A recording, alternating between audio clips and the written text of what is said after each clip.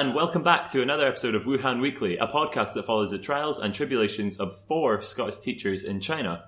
I am Lewis Thomas Rowe, and with me today are Ruth Taylor. Hello. Tony Ingalls. Hi. And Dean McKinnon Thompson. Hello. So that is another week done, guys. How are we feeling about it? That good. Yeah, I thought it was fine. Frustrated, insecure, neurotic, and emotional. Oh, Dean. That took like 3 seconds to register. Nah, it's fine. I'm not editing it out. I can't be arsed. It's like we're 20 seconds in and I'm not editing something like, alright, okay. Anyone have anything memorable this week that happened to them? It's been kind of uneventful. I think we're just getting on with our work. I have little kids doing 3-minute shows at the start of all my classes. There's been some funny ones. There's also been some terrible ones. But there's this one kid who got up and his little PowerPoint presentation was saying things like, my name is Alex. Am I a handsome boy? Look at me. I can ride my bike. I am so cool. It's like an e-dating profile, right? Yeah. What about you guys? I had a kid do a 3-minute presentation that I fell in love with. He's a really smart kid. And what happened was he stood up and he wrote a phrase in the board and he said, guys, this will save your life in America. Already a really good opening. And it was freeze, put your hands in the air. And I thought that was absolutely brilliant. Yeah, and he proceeded to translate it into Chinese and get all the kids to repeat after him. It was really funny. Excellent. What about you, Ruth? Did anything happen to you? Not anything that interesting. I feel like the weeks are just kind of rolling into one now and it's all kind of going really well. I really love my classes and they're all really enjoyable. And for the most part, they all go pretty smoothly. So I had some pretty crazy things happen to me, actually, this week. I have this one kid in my class who I think has some form of learning difficulties, but they're not really recognized in China like they are in the West. But what he loves to do in class is just draw sharks and squids and giant squids fighting sharks and sharks fighting killer whales. Like, that's all he does. He's like very aquatic based in his learning. So he didn't really ever do any of his work. And I was finding it really difficult to get through to him. So what I said to him, I said, if you finish all your English workbook for this week, I will make you a wildlife book about animals in the water. So he did it, and I made this little book and just printed it out, and it had like sharks in it, it had squids in it, and it had this like really sweet picture of a Tyrannosaurus Rex fighting a shark, fighting a giant squid. And like, it blew my mind. Yeah. So when he saw it, he was just like, whoa, oh my God. So I was really happy that I managed to get through to him. My co-teacher and the head teacher was actually in the room, and he whispered something to me.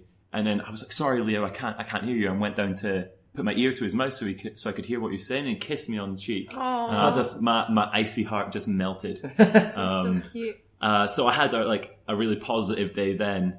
And then the next day, one of my students, KK, fell off his chair and cracked his head. And it was like a little tiny cut. But it was like a scene out of Kill Bill. There was just blood like gushing out of the back of his head, like honestly like spraying. I was freaking out, so I just like grabbed my hand, put it over the back of his head, and just like shouted at my co-teacher to go and get someone. But he ended up being fine in the end. But yeah, that was quite a contrasting week. Yeah, it sounds like you've had a really eventful week, Lewis. It's about to be the Mid-Autumn Festival holiday. Is it the national holiday? The national. So we had the Mid-Autumn Festival on the Sunday, right? Yeah. And that was the super blood moon or whatever it was. Oh, okay. There was photos of people all over Facebook of like, I took a photo of the blood moon, and it's like, I was like, mate, you took it on your iPhone. It looks shit. But we've got the national holiday as of Wednesday, right? Right. Yeah, and that's the first big holiday of the school year, and also it means it is the first opportunity for us to go travelling. But sadly, because we are all totally skint due to flat deposits and things of that sort, we are not going travelling for the first time in a long time, it seems like. But we do have lots of really interesting travel stories about how to travel in China, where to go, and what those places are like. So that's what we're going to talk about today. I think maybe the best way to do it is not just to dive into a certain location, but we can talk about how to get to the location, where you'll stay and how to get places to stay. And then we can talk about the fun places that we've been to and the fun places that we want to go to in the future. So, Ruth, you are the train master now. Tell me about trains. Yeah. It makes me sound like somebody who goes to the train station and looks at them. Well, like, trains are the main way of getting about in China, the easiest Right, way. sure. And Ruth has a lot of experience of going to buy train tickets and a lot of experience of handling people whilst Not literally Whilst handling experiencing people. Just manhandling people to the floor. Where's my ticket? Not literally, just, getting irate. So the best way to get around China, I think, is by the train. I guess the fast train, the bullet train, is probably something that's quite famous now. I think they built a lot of the train lines and everything before the Olympics in 2008, Right, so everything's quite new. From Wuhan, you can get to Xi'an, Beijing, Shanghai in less than 8 hours on the fast train, it's a huge distance, and to get there that quickly is a bit unbelievable. The train goes about 300 kilometers an hour. They're really clean, they're really modern. They're a bit more expensive than the slow train, but in my experience, it's a lot better. So what's the difference between the fast train and the slow train? apart from speed. Apart from speed. Well, how fast does the fast train go? Has anyone 300 actually kilometers checked? an hour. 300? Oh my god, Yeah. okay. Some of them go faster. It's Yeah. like 370, some of them. Yeah. Oh, Alright. really? Yeah. But you don't feel it when you're sitting on it. It's probably worth saying that when you're sitting there looking out the window, it just feels that Yeah. you're going. It's just like being on a really nice. I was going to compare it to a ScotRail train, but it's not like ScotRail because it's clean and it's on time. Yeah, Imagine Boom. imagine a ScotRail train going 300 kilometers an hour. Like, all the metal would just strip off of it. Did you ever see that advert where it was a P-shaped car and like bits fell off it as it was driving along the road? That's like what it's like travelling on public transport in the UK. But in China, it's a lot better, I think, in my opinion. So the difference between the fast and the slow train, aside from the speed, is probably the comfort. I think the fast train is, well, they're a lot more modern, they're a lot more sleek, they're a lot more expensive, so you pay for the comfy seat, you pay for the leg room. but not that expensive in the grand scheme of things. No. No, not at all. We say expensive because everything we buy here is essentially nothing. Yeah. Like, we can go out for dinner for £1. Yep. So when we have to spend more than £20 on a train ticket, we're like stomping our feet. But yeah, it is relatively expensive in comparison to the slow trains, because I think the slow trains you can pick up a ticket for literally, if you book it in advance, next to nothing, right? Yeah, we travelled to Changsha, which is 5 hours away on the slow train, and we paid the equivalent of £2.50. Right. So from here to Changsha, so that's maybe about 3 or 4 hours, is it, on the slow train? No, it's like 4 to 5 hours. Oh, 4 to 5, sorry. Yeah, so you could get the bullet train there in like an hour and a half. Yeah. But again, But it's that's going more to be, expensive. yeah, that's going to be... It's like maybe- 100 times more expensive. Yeah. Rather, 10 times more expensive. Yeah, not 100. Not 100 Yeah. times. That would be You mad, mate? outrageous. I know. You're absolutely mad. So you've got the bullet trains, you've got the slow trains, and actually it's quite convenient because Wuhan is in the center of... Well, it's not in the center of China, but all the main like tourist attractions, you're in the center. Yeah. And any train essentially that goes from the north of China down to the south will go through Wuhan at some point. Yeah, that's Yeah. so true. So we're in a really prime location.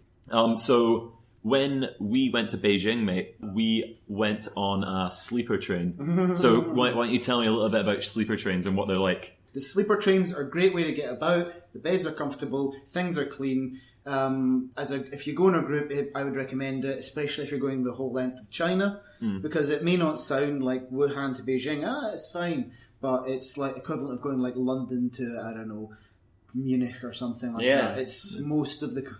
Because China's the size of our continent, let's be frank. So it's a really efficient way of getting around. So Dean, tell me about the absolute ordeal we had when we went. So it was me, you, and Aaron, right? Yeah. And we went to Beijing. So there was 3 of us in a 4-bedroom like cabin thing. Yeah. So tell me about what happened there. We get on the sleeper train. We're delighted to find that it's spacious enough. The beds are comfortable and clean. The 3 of us settle down. We pick our bunks. Middle-aged Chinese man comes in. Well, fair enough. He's generally helpful as He's well, nice. isn't he? He's helpful. He helps translate questions we have. He explains things to us. He's great. And then we put the light off to go to sleep. All night. And I'm using beautiful British understatement. At one point, I think I woke up in the early hours of the morning and shouted, "Shut the up!" And he didn't even stir. I mean, he was like Jabba the Hutt or something. I remember I had my headphones on, like full metal music blaring in my ears, and I could still, it was like getting drowned out by his snoring. It was unbelievable. The wallpaper was getting sucked off the walls. It was crazy. My biggest question was, what the heck are his lungs like? Yeah. Does he need surgical intervention? Maybe he's a heavy smoker, I don't know, but that wasn't healthy. His poor wife, eh? I didn't see a ring on his finger. Wait! Tell surprise. So, not only can you use the trains to get around China, should we talk about the buses? Very I've never briefly. been on a bus. Yeah, I've never had a long distance I've only bus been on trip a bus either. in Wuhan. So the buses around Wuhan are fine. It's China, they're overcrowded, but they don't cost you anything, and you get stuck in traffic. I went on a bus from Shanghai to Wuhan, and on the bullet train it's about 23 minutes, and this bus took like legit 2.5 hours. And we went down like the back roads of Narnia, and there was like potholes bigger than the bus, and the bus was just like going in and out of them, and it was the worst ordeal of my life. Even though the bus was full of people, the guy would stop at a designated stop and then bring more people on, and like they had these little stools with them. So they came prepared. They came prepared. They were like, I know this bus is always busy, so not only was all the seats filled, but all the way up the line, there was just old ladies just sitting there. And obviously, since I'm white and we came from Shanghai, which there's like no foreigners, they just looked at me. And like one girl got her phone out and was like, "This is my grandson speaking English. Reply back to him." I'm like, "No, this is crazy. Leave me alone." So why did you get the bus if you could get the train? So I got the bus because for traveling in China, you need to, the trains anyway, you need to have an ID card. But since we're not Chinese, we can't have our ID card. We're not eligible for an ID card. So we have to use our passport instead. But since you have to send your passport away multiple times during the year for visa updates, or if the school needs it to book something, sometimes you just don't have your passport with you. So you'll need to take a bus where they don't check passports and stuff like that. Okay. Because China's all about consistency. Shots fired. So do you want to talk about? One thing I would quickly say is the key difference to think about between buses and trains. I invariably find that the buses are overcrowded. They don't have a thought towards maximum capacity. It is far more comfortable to travel by train.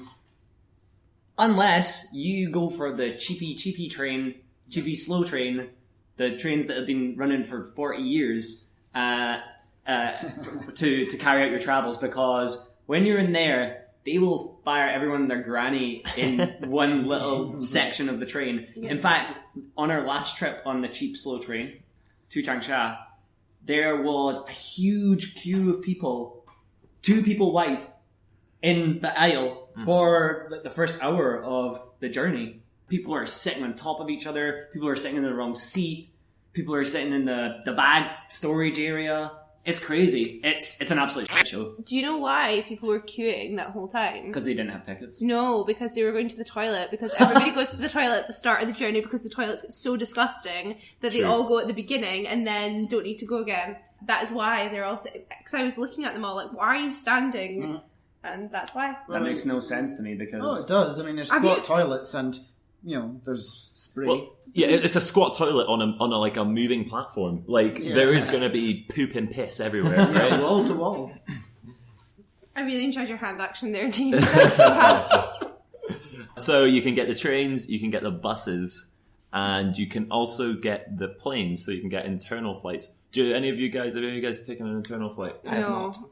I just slapped them. I have taken an internal flight from from Wuhan to Guangzhou. No. Guangzhou. How long did that flight take? 2 minutes? No, sorry, Guangdong. Guangzhou is a part of Wuhan. It's like a metro I mean stop. Guangdong, which is Cantonese central major city. Do you mean Guangzhou? Do you mean Guangzhou? I do.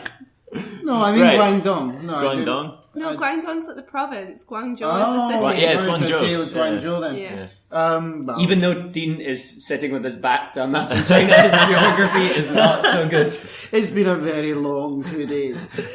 But I did take an internal flight to there to get back on topic. And I have to say it was normal sized plane, except they seem to have crammed even more seats into the equivalent space. So it was like a flying sardine can filled with Chinese people, all just like, as you say with toilets on the trains, true on internal flights as well. God. And They're just throwing like fruit bread at you all over the shop. You know, I think it was duck I got, but it was black. You know, and it tasted like sweet black duck. I've never seen anything like it in my life. And I'll never taste anything like it again. But yeah, it was go by train.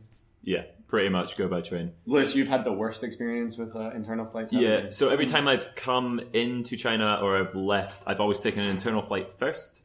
When I left last year, I took an internal flight from Wuhan to Shanghai, which was late by like 7 hours. And I was like, how can it be late? Like, this is where the plane is. Like, the plane terminal was at Wuhan. So I don't know what happened. Did they like lose the plane or something? I don't know. Just went off on a little journey and went somewhere else. I waited 7 hours in that airport in Wuhan. Went to Shanghai, almost missed my flight from Shanghai to Paris. But because it was so late, I basically just got like dragged through the whole of Shanghai airport. I was in Shanghai for about 20 minutes before I got on the other plane. But because of that, they lost my bags when I arrived in Scotland. And I was like, right, that's fair enough.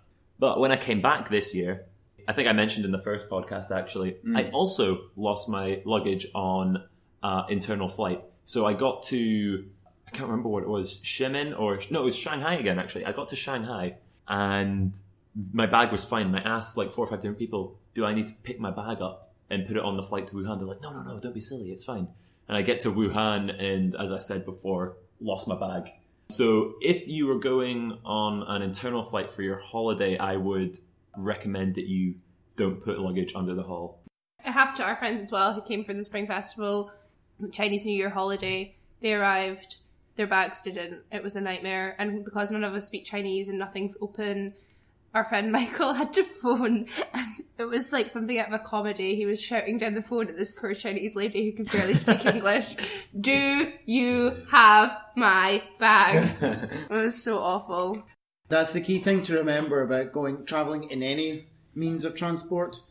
You will have communication problems. So bear that in mind for organisation and timing. Totally, exactly. And even when you go to the train station to pick up a ticket or to buy a ticket, you see other Chinese people queuing, and even they have communication problems, and they speak the exact same language. Yeah. For example, when we went to Shanghai Hongqiao railway station, there was a man in front of us trying to buy a ticket, and I didn't understand exactly what he was saying, but I got the gist of it just from what was going on. He'd asked the teller for a certain ticket, and the teller had said there are no tickets for that train, and the word for like nothing or none in Chinese is mayo, and the man said mayo because there were no tickets, and then clearly the same man asked again, and the teller said being irate. Yeah, exactly. Yeah. The teller said again mayo, and then the man had the audacity to ask again, I must have a ticket for this train. And the teller just like lost it and was like,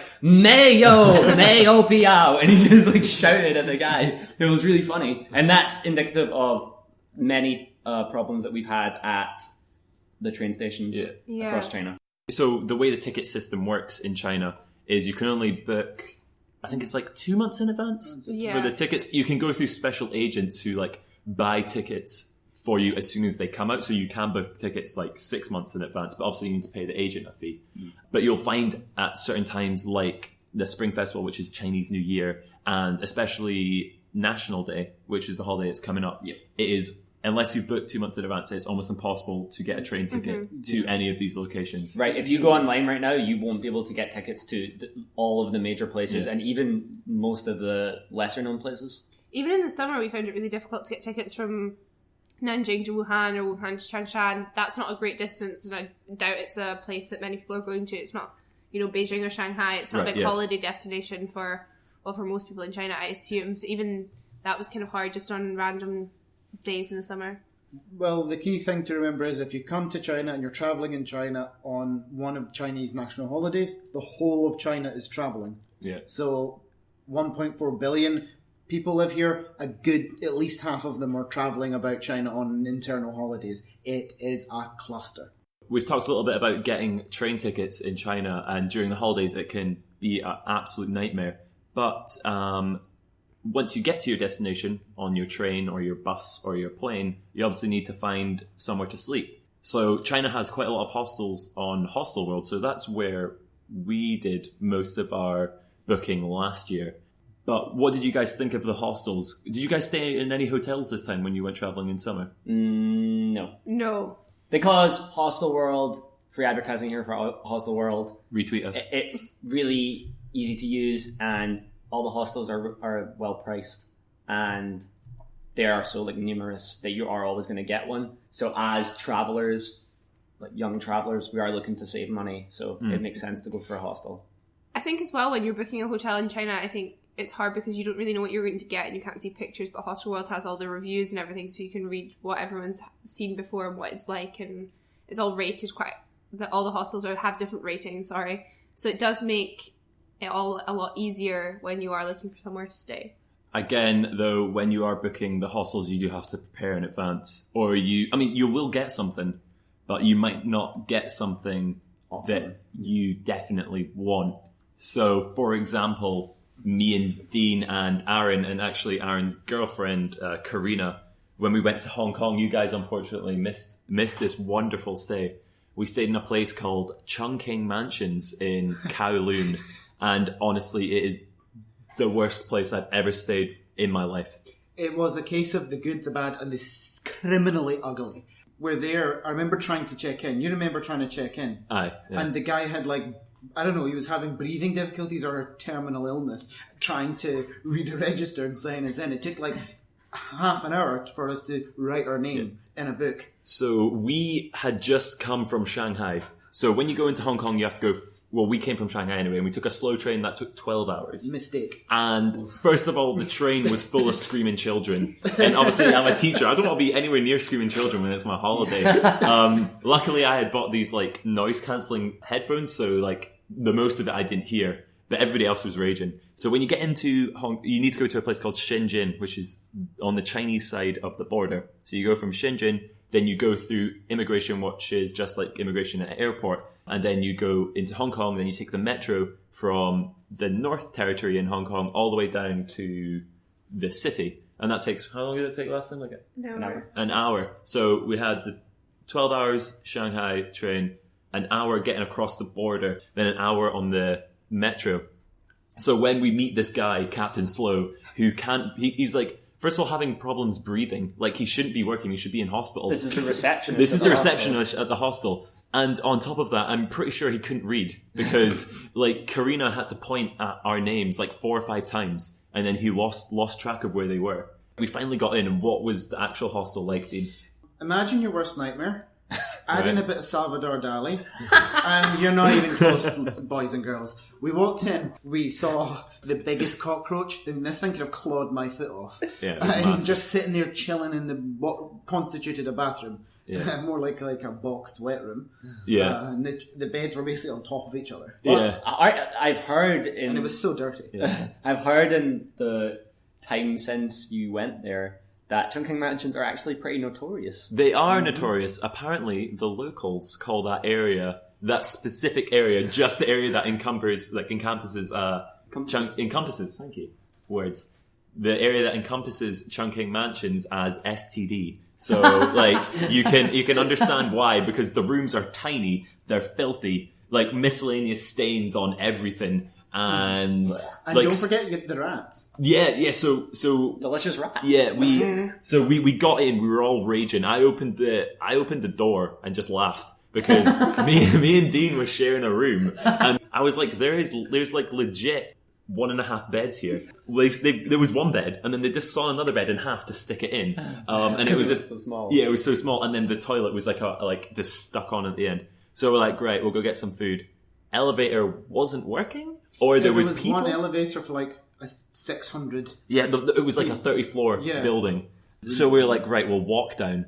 I opened the door to the stairwell, and again, I've talked about Wreck, but this time it was more Saw-like, the Saw franchise movie, and it was just death and decay down this stairwell. I think the movie reference you're looking for here is Hostel. Right, okay. I think that's maybe what Hostel's in. And once you got down the stairwell, dodging their flying rats, you get onto the back alley, and it was something out of Gotham City. I'm expecting Batman to come and rescue me from a knife wound. Yeah, I thought Joe Chill was going to come and murder us like the Wayne family. It was ridiculous. It was so scary. Yeah. And that was the most expensive. Yeah, so that's what I was going to say. Right, where my story was eventually leading to, because I said at the start, you will get something.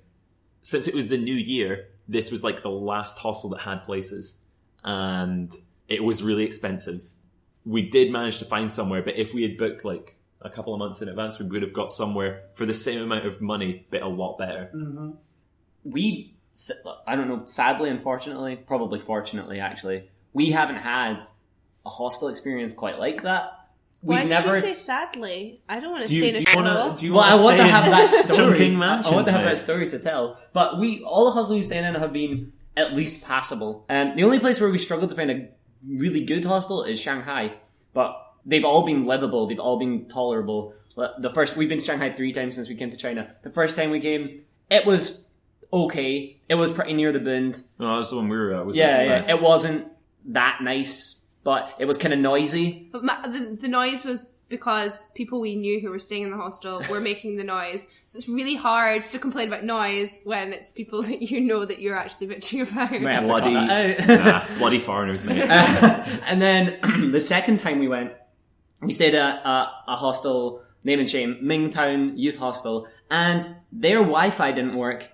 And they were right next door to our KTV, and we could hear the KTV at 3 o'clock in the morning. KTV, by the way, is late. Well, it's karaoke. Yeah, it's right? karaoke. Karaoke. I was going to say late night karaoke, but you can go anytime. That makes it sound sexy. Yeah. And then the last time we went to Shanghai, our hostel was pretty good, but it was out in the middle of nowhere. Yeah. So the hostel that we stayed in, actually, the second time we went to Shanghai, the girl in reception was just unhelpful beyond parody. I asked her how to get the metro to the airport. And there's a thing in Shanghai called the maglev. It's like a magnetic train. It takes you to the airport really quickly from the centre of Shanghai. And I asked her, how do you get that? How do we get it? And she was like, I don't know. So I thought maybe if I ask her again, she'll kind of think, well, maybe I'll use the computer that I'm using to chat to my friends on to look it up.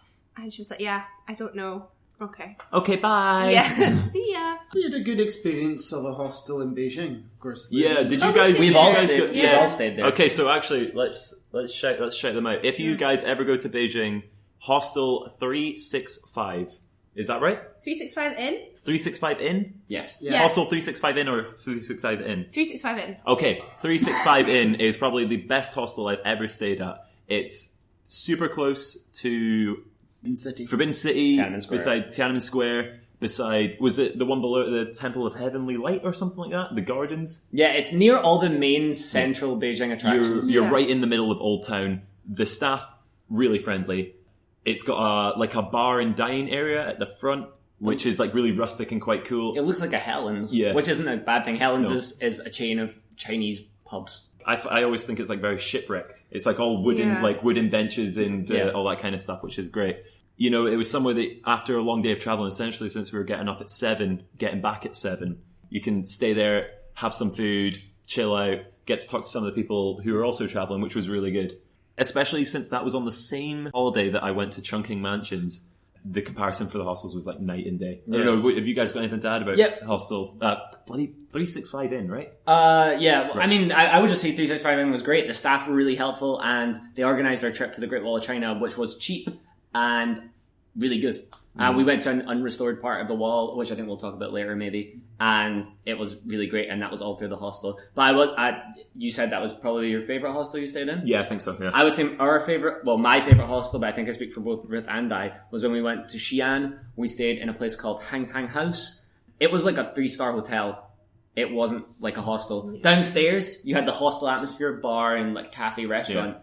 Upstairs, you have these wood finished beds and chests and drawers and dressers, and it was the most comfortable mattress I've lain in China. Yeah, it was really clean as well, like immaculate. It was lovely.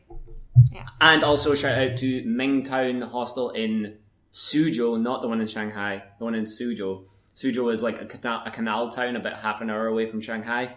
It's really beautiful there, and the hostel we stayed in there was right on the banks of the main canal walkway. So basically what you're saying, if you go, what is it, Mingtown? Mingtown. So if you go to the Mingtown in Shanghai, make sure you piss on it. And if you go to the one in, where was it? Suzhou, then actually stay in it. Yeah. Yes. Fantastic. Okay, so now that we've talked about how to get there, where to stay, I think we should maybe go through some of the places that we've actually been to.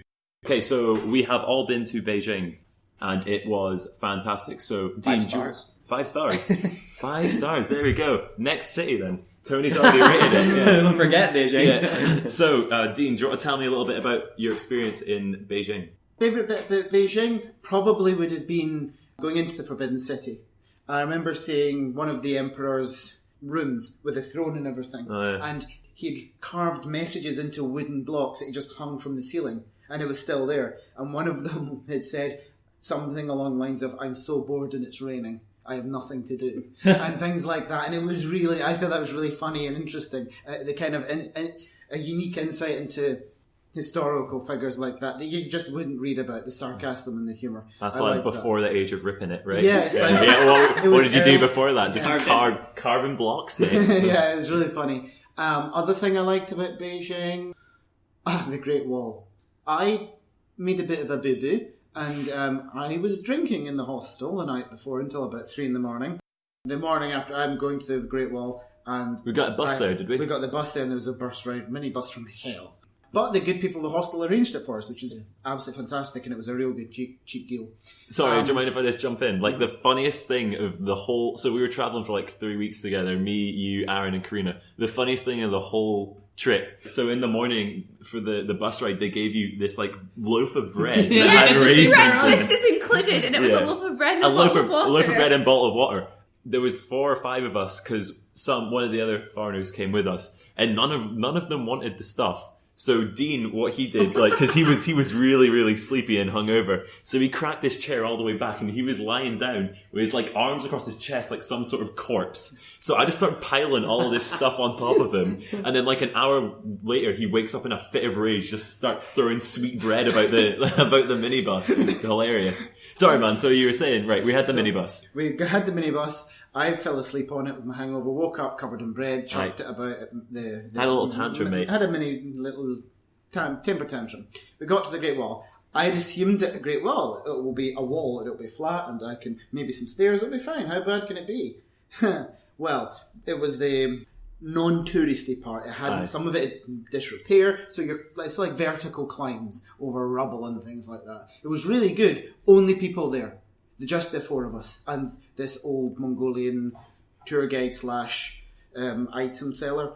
She was like 90 years old or something, and she had a bag full of fridge magnets, yeah, mate. she had a bag full of like tourist items weighing her down. She had a crooked back, and she carried me about the Great Wall because I physically was not healthy enough, and not even to do with the alcohol. I'm just not healthy enough to possibly climb the Great Wall.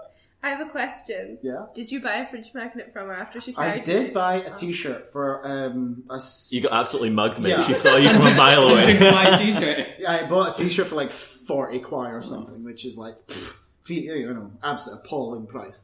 But I felt like, she did carry me and was holding my hand and things, like she was marrying me. She had a bag full of stuff. It was pretty heavy, and then she was carrying your fat ass about as well. What the hell? I am not fat, just petite. And so that was funny and enjoyable, but from the top of that Great Wall, with nobody there except us, and it was February, so it was cold and fresh, and it was absolutely gorgeous. Yeah, because you could see all the way into Mongolia as well, right? And then you could see all the valleys all the way down to China. It was really beautiful. What about you, Tony? What was your best bit of Beijing, mate? Beijing was one of those places where every day my mind was further blown. Like one day you would go see something and I'd say to Ruth, this is the most amazing thing I've ever seen. And then the next day we would go see something else and I'd be, Ruth, this is the most amazing thing we ever went to see. And then we went to see the Great Wall of China. And again, I would be like, this is the most amazing thing we've ever seen. But actually, my favorite bit about Beijing was it's such a cosmopolitan city and people have this very sheltered view of China in the West about it, being very insular, and in Beijing you really don't get that feeling. Even when you go to Tiananmen Square and all the history, good and bad about it, it doesn't feel ominous, especially when you're in the Hutong, which are Beijing's famous alleyways. No, it's the ancient alleyways that the original city was made up of, right? Right, exactly. And there's the very famous one, Nanlu Guxiang, which has become this very touristy place, and I didn't really like that so much. But then if you go down all the other ones that people never usually go, there's so many cool bars and restaurants. There's this amazing place called Great Leap Brewery that has fantastic beer and a really cool atmosphere. And it just felt like a more exciting city because of it. To quickly interject, exactly what you're saying about the everyday being awe-inspiring and everything in Beijing, there was a bit for me that just captured for me the emotional significance of everything in Beijing. Was when you climb the park that looks down over the Forbidden City. Jinshan, is yeah, it? Yeah, and Jinshan. you get to the pavilion right at the very top of the highest hill there. And that is where the last Ming Emperor killed himself and wrote his last will and testament in his own blood on his own clothes. And Gothic. looking right down onto the Forbidden City that he'd lost. Absolutely brilliant history. Amazingly, Ruth runs a very tight ship when we're on holiday. We do everything, but we did not do that. But we did do... Is that shots fired at Ruth? No, it's not shots fired at Ruth because we did something that I don't think everyone does, and I know that you didn't do when we went to Beijing. Dig in your grave, son. Yeah, it's probably the most memorable thing that we've done in China. Well, certainly the most memorable thing I've done in China. We went to see Chairman Mao's embalmed body. Yeah, so when Chairman Mao died, they embalmed him and they have him, I'm not sure if the right phrase is on display, but he's essentially... I think the right phrase is lying in state. Yeah, he's essentially on display on Tiananmen Square. There's a big mausoleum that they built and it's really beautiful. The building's gorgeous, and next to the statues for the martyrs of the Communist Revolution. It's very kind of poignant and nice and very reverential. Reverential. Thanks, Dean. And so we queued for maybe an hour and a half in the sun. It was really hot. Tony and I went What season? When did you go? We went in summer. Oh, okay. So we went in July. It was really hot. I got really terrible sunburn. I was wearing a red dress. I was sunburnt. I looked like I was making a communist pilgrimage with my dress and my skin tone because I was so red. But we went in and you could buy flowers. You're not allowed to take a camera. You're not allowed to take anything in with you. You can buy flowers to leave for him. And then you go in and he's lying in a really nice suit, covered in the it kind of looks like a bed sheet over him. It's the communist flag. Communist flag. Yeah. And there's two soldiers kind of standing, watching over him. And you just fell past. And he's surrounded by glass, so you don't get too close. Yeah, you queued for an hour and a half to see him for 10 seconds. Yeah. I saw his nose. His nose. I saw him during my snotty nose. Well, I don't think it's snotty anymore. He's been dead for a long time. That's true. Yeah. But yeah, that was the most memorable thing of my whole experience. My whole time in China. Crying. Yeah, there was a lady in front of me. She was crying and she was like clawing at the glass. It was really surreal. It was a really surreal, bizarre experience. I probably won't ever forget. Just a really kind of odd experience, but I would encourage everyone to go. I think it was really interesting and memorable. What about you, Liz? What would you say is the coolest thing you did in Beijing, or the most memorable? Everybody's mentioned it, the Great Wall, but especially the location we were for that great hostel. Just walking about at night, especially around Tiananmen Square and around... So you've got Tiananmen Square and you've got the mausoleum, right? And then you've got a big government building on the left. You've got Forbidden City in front of you, and you've got we went to that national the museum, right? So you've got a national museum there, but they're all lit up in these plain white lights. And if it was done in the UK, it would look tacky as hell, but it just works in China. I don't know how, I don't know why. It's like this ancient architecture as well as this like new age China with all these lights and all that kind of stuff. And I just think like the contrast is really nice. So to me, just walking about at night, going down all the hutongs and just like, absorbing the atmosphere, I think that was probably the most memorable. I think you make a really interesting point just about China generally at night with what you said, because it really is a place that is always full of life no matter what time of day it is. There's never a point in the darkness or at nighttime where you feel unsafe at any point, which certainly can't be said for places in the UK, big cities in the UK. So I think that's really interesting. Yeah. The only time I feel unsafe in the dark is when we're in a taxi driving at like 100 miles an hour down the road. So where else did we go?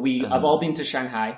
Yeah. Should we talk about Shanghai? Yeah, sure. Okay. So we had Dean start off last time. Ruth, why don't you hit us off with Shanghai? Okay, I thought the coolest thing that we saw in Shanghai, I know you guys didn't go, but Tony and I went, was the Propaganda Museum, the Propaganda Art Centre. If you type it in on Google, it comes up. It's really interesting. They display all of the communist art and the posters and the propaganda that were made during the time that the Communist Party was kind of in power, like strongly in power in China. I know they still are, but when it was, when it was kind of very like fervent communism and very nationalistic, a lot of the posters were supposed to be destroyed, but a lot of them still kind of remain. The museum had some very kind of frank captions to go along with the posters. It was really, really fascinating, and it taught me a lot about China's kind of modern history, things that I hadn't read or hadn't seen. And you can buy postcards and like replicas of the posters, and I love a good souvenir, so that was also excellent. I would just say my favourite thing about Shanghai is it's like 3 cities in one. You've got old China with all the food and the traditional aspects. You have new China in terms of the really tall buildings and the cityscape there. That's the Bund. On the river there, all the Pearl Tower and the cool buildings there. And then you have, and also all the very expensive stuff. Shanghai is more expensive than other parts of China. But then also you have the French concession, which is so quiet and European, and it's as if you've been transplanted to a totally different continent. That's why I liked most about Shanghai. I really like Shanghai. I think it's my favorite place I've been in China. How about you, Jean? What I'd say about Shanghai, and my favourite thing about Shanghai, you spoke about, Tony, about the French concession. I did like how you could just walk around the French concession area and just come across, by accident, the most beautiful architectural pieces. Like I remember the gang of us 4 came across the French consulate's old estate when they had nicked part of China in the Opium Wars, and it was absolutely ravishingly beautiful, and it was just stuck in amongst eclectic houses, and we came across, and you could just come across really beautiful little shops. Like we came across the bric-a-brac shop, which was like old communist books. It had like negatives of photos. I wish I bought those. It had like old watches and all that kind of stuff as well, with like communist flags and all that kind of stuff. And like you were saying, it had the negatives of someone else's life. Mm-hmm. And it was absolutely brilliant. And you could just come across stuff like that. Yeah. And I've never found anything quite like that anywhere else we've been in China. Yeah. Like, as you said, just like knocking about the French concession, we stumbled upon like kind of like a interweaving marketplace. I can't remember what it was called. Tianzifang. Yeah, Tianzifang. Yeah, it's like the famous. It's like Hutong in Beijing, but the Shanghai version. Yeah, so it's like the Hutongs, but there's all these beautiful shops and little restaurants, and we just got lost in there for about 5 hours, and it was really interesting just to like see a different part of China. One thing I would say that's a massive testament for Shanghai, despite how cosmopolitan, despite the new Bund, which is all, steel-plated, neon light modernity, and the French concession architecture, parts of Shanghai are just traditional Chinese buildings. Yeah. And they're beautifully preserved. Also, we can't not say fake market in Shanghai. Yeah. It's oh a my plus. God. Yeah. Right, well, very, very quickly. But let's not say where it is in case it gets shut down. Yeah. It's the holy grail of fake markets, and we spent a long time there. Ruth spent about 500 quid there. I love shopping for bags. Yeah, it is probably the most legit place. Yeah. I don't want to say in Shanghai because that just makes me sound like a bloody idiot. Don't care about the temples or the French concession, French concession architecture or any of that, or the sweet Bund. The fake merchandise. That's what I want. No, but it's so funny because it's just like in a skyscraper, and it's like the first 6 floors of it is all genuine fake products, and it is fantastic. The best bit is when you like something and then you tell them that you like it but you want it in a different colour and you get taken into a back room. You have a trap door. Yeah, there's a trap door that opens with like a lighter. It's amazing. And there's like 50 foreigners stuck in there like, help me, please! You promised me Gucci! At good price. Yeah. Okay, so we went to Beijing, we went to Shanghai, and finally altogether we went to Hong Kong. Mm-hmm. So we got into Shenzhen, we got across the border, that was fine. And then we took the metro down to... Where did we stay? We stayed on Hong Kong Island. We actually stayed on Hong Kong Island this time. So there's Kowloon, which is on the nearer side to China. Yeah. And then there's the Hong Kong Island, which is the more... The modern... The more modern and the more richer. So say if you picture Hong Kong, right, that is what you'll imagine. Yeah. Like in the scene, the famous scene in Batman. In the Dark Knight. In the Dark Knight, where Batman jumps from one building to another to get, I can't remember who the guy's name is. Yeah, it's the like money launderer guy for the mob. Yeah. To get him out of his building, that is the Hong Kong Island part of it. Yeah. So what was your favourite thing about Hong Kong, or the thing you found most strange? I found Hong Kong very jarring. It's a beautiful city, and we had a very whirlwind trip there. We didn't have a lot of time to do anything. We went to see the Tian Tian Buddha, but we didn't have time to go up the peak. What's the name of the peak? Victoria Peak. Victoria Peak, right. Yeah. So we didn't have time for that. It was too busy and too hot. Right. But it's like I said, I found it very jarring because it was not like China at all. Sure, there was Chinese food. Sure, there was Chinese people. But it was not China. It was like going to London or New York, which is cool, you know? Yeah, totally. It's a cool place, but it was not China. Not what you expected, right? And I didn't enjoy it as much because of that reason. And I think if I went back knowing what I know, I would have a better time of it. But the thing I loved the most about Hong Kong was this really cool temple that we went to that I've forgotten the name of, but hopefully someone will remind me. Oh, it's the incense temple. Yeah, right. It's just like, you just walk down a random street and it's just like this tiny, tiny building, right? Exactly. It's in the middle of all these shops on this narrow street, and inside it's roasting hot because there's these spirals of incense, and it's famous for that, and it's just full of incense. It smells amazing. It's really hot, so there's this like weird atmosphere, and really busy as well, and it just looked cool. I think my favourite thing about Hong Kong was the Bruce Lee statue. I thought that was quite cool. You're a huge fan of Bruce Lee. And I just thought it was quite cool seeing him there. So he's on the Avenue of Stars, which is like the Hollywood Walk of Fame, and it's got all these famous Chinese stars. In all fairness, I didn't know much of them. There was Lucy Liu, there was Jackie, and there was Bruce Lee. I think it was the only people I knew. There were one or two from like Crouching Tiger, Hidden Dragon. Right. But along there was this golden statue of BruceLee, and yeah, it was really nice because it was on Kowloon side, and you could see the skyscrapers and all that kind of stuff in the background of Hong Kong Island. It was just a really beautiful place to place a memorial for Bruce Lee. I really liked getting the ferry in Hong Kong up until about 20 minutes in, when I felt horribly, horribly sick and realised I don't do boats, and it was a terrible, terrible idea.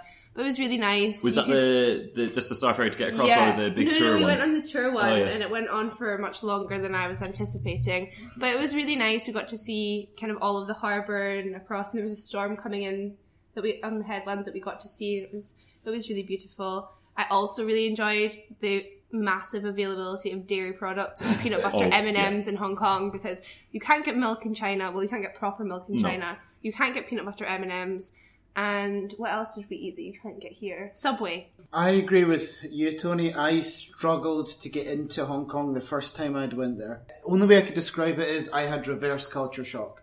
I'd been in the mainland, central China, at that point a good 8 months. And I struggled with just how... Well, you can see the British legacy all around you.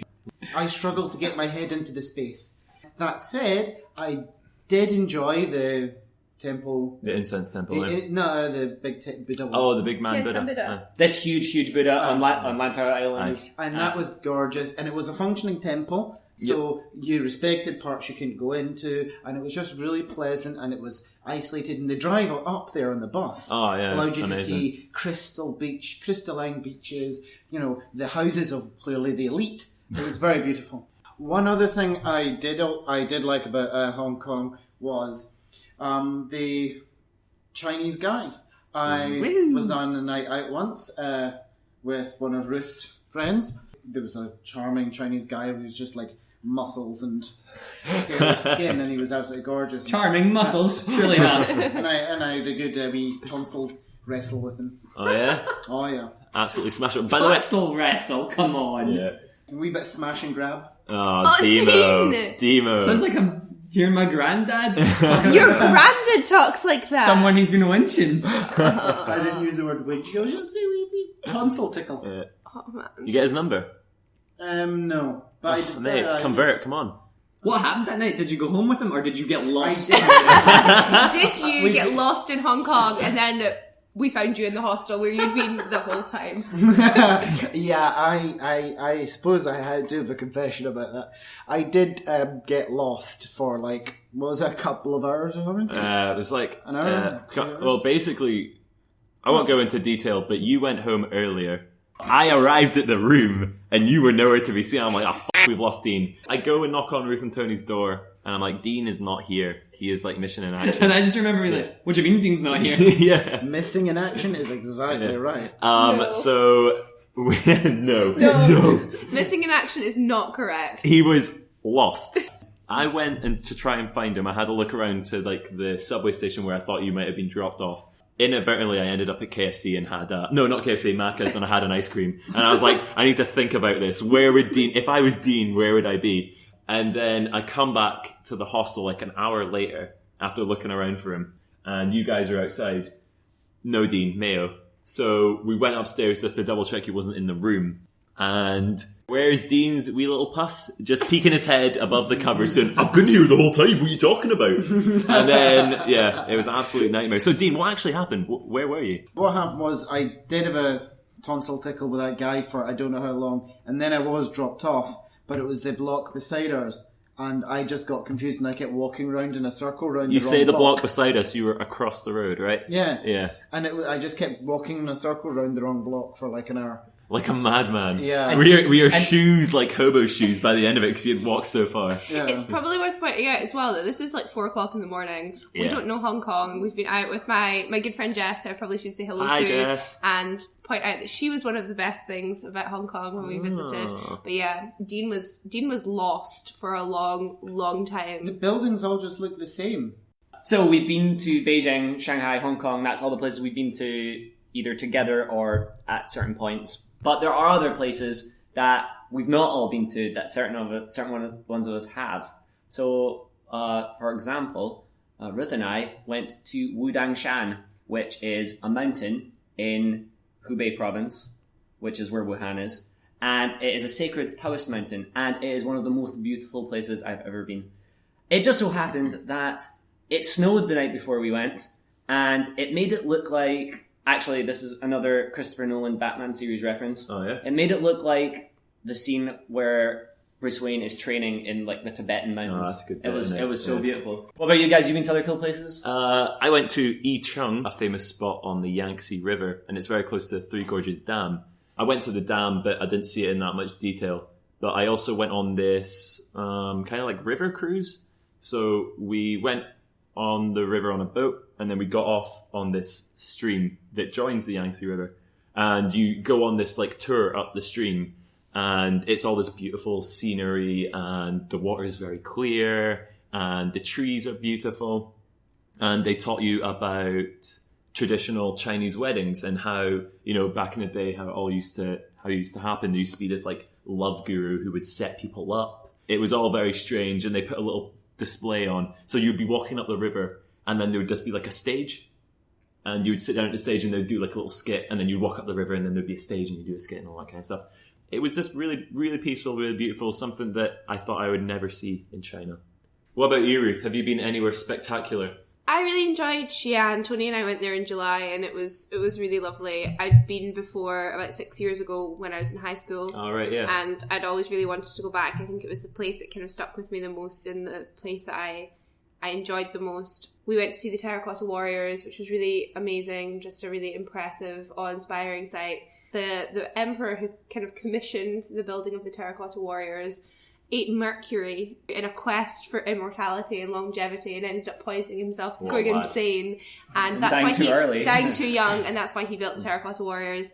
They're really, really amazing. And the way the archaeologists from all over the world have come to China and put them all back together and worked together to do this is really, really cool. And the fact that they were discovered by a Chinese man ploughing his field one day is pretty amazing. The fact that they just didn't know where they were. I also really liked in Xi'an, the Muslim quarter. We talked in the last podcast about the food in Xi'an, how it's slightly different from the rest of China. So if you haven't listened to that podcast, you should go back and check it out. We went to a really beautiful mosque there that was really, really peaceful and quiet. Probably the most peaceful place that we've been to in the whole of China. It was really, really, really lovely. Okay, that'll do it from us. So you can reach us on certain social medias. What are they, Tony? So you can search for us on Facebook at Wuhan Weekly Pod. Just put it into the search bar. You can find us on Twitter at Wuhan Weekly Pod. You can find us at Gmail at wuhanweeklypod@gmail.com. You can also find us on Instagram at Wuhan Weekly Pod. We'll endeavour to post some interesting photos of our life here and of things that we get up to over the holiday. Maybe you can put a face to a name or think about, you can see Wuhan through our eyes. Also, if you would like to leave us a review on iTunes, that would be much appreciated. The more positive, the better. Remember to recommend the podcast to your pals. Okay, that'll do it. Until next time, guys. Bye.